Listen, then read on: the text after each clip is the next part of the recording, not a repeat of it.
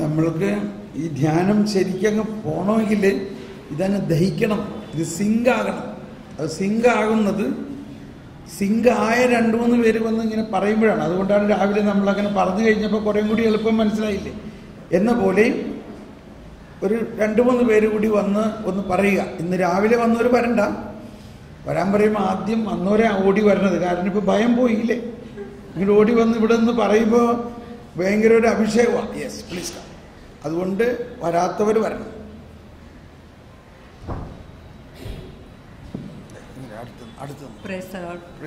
ഇന്ന് രാവിലെ ബ്രദർ പറഞ്ഞു, ഈ നമ്മുടെ പ്രപഞ്ച സൃഷ്ട വസ്തുക്കളെല്ലാം കർത്താവിനെ സ്തുതിക്കുന്നു, ആരാധിക്കുന്നു, പാട്ടുപാടി അവർ ഇങ്ങനെ താളം തല്ലി നമ്മുടെ പുരുഷലതാദികളൊക്കെ ദൈവത്തെ സ്തുതിക്കുന്നു. ദൈവം ഈശോ രാത്രി മുഴുവനും പ്രാർത്ഥിച്ചുകൊണ്ടിരുന്നു എന്ന് പറഞ്ഞു. അപ്പോൾ തന്നെ ഞാൻ ചിന്തിക്കുന്നത് മനുഷ്യൻ ഈ ഞാൻ എത്രമാത്രം പ്രാർത്ഥിക്കുന്നുണ്ടെന്ന് തന്നെ ദൈവത്തെ ആരാധിക്കുന്നെന്ന്.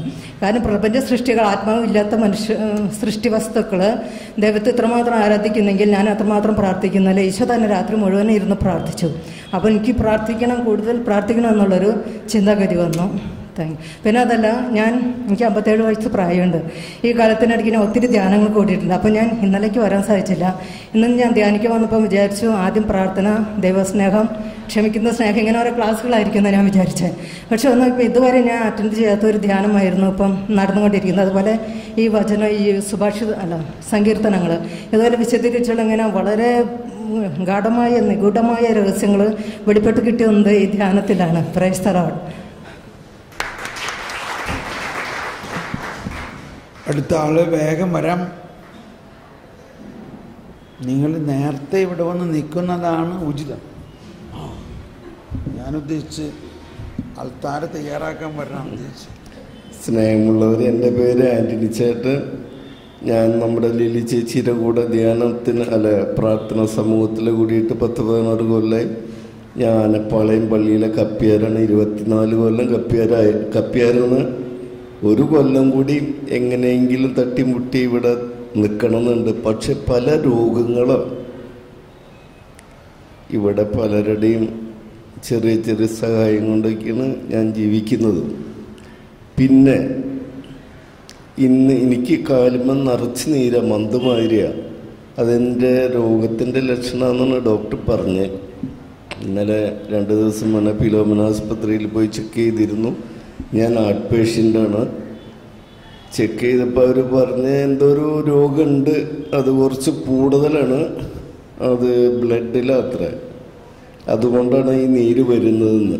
പക്ഷേ ഇന്നലെയും ഇന്നും തോമസ് ബ്രദർ ഈ ധ്യാനം കൂടിയപ്പോൾ ശക്തനായ ദൈവം നമ്മോടുകൂടെയുണ്ട്.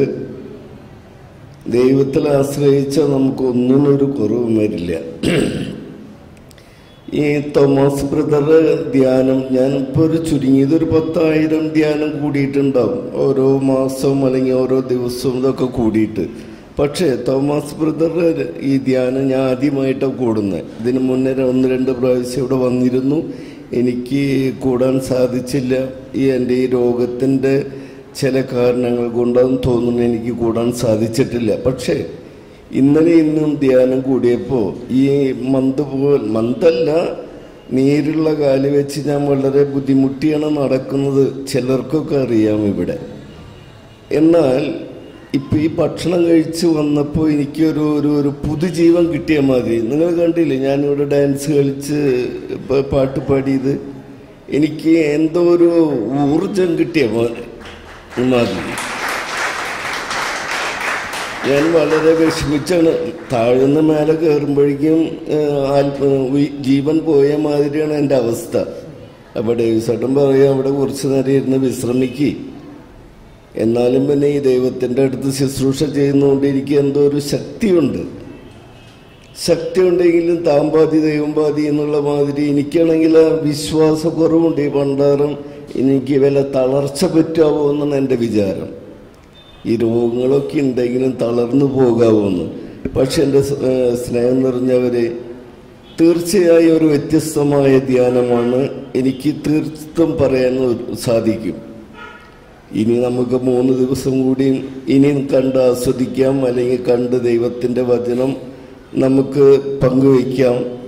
തീർച്ചയായിട്ടും എനിക്ക് എൻ്റെ കാലിൻ്റെ വേദന മാറി എന്നാണ് തോന്നുന്നത്. ഇനി ശ്രദ്ധിച്ച് ഞാൻ നാളെ നിങ്ങളുമായിട്ട് പങ്കുവയ്ക്കാം കേട്ടോ. Praise the Lord.